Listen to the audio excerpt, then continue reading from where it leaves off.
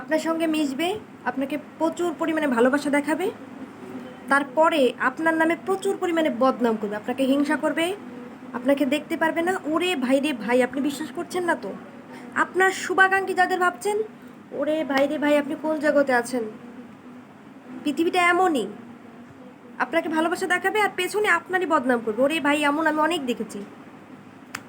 তো আমরা আসলে বুঝতেই পারি না, আমরা এতটা বোকা, আমরা বুঝতেই পারি না।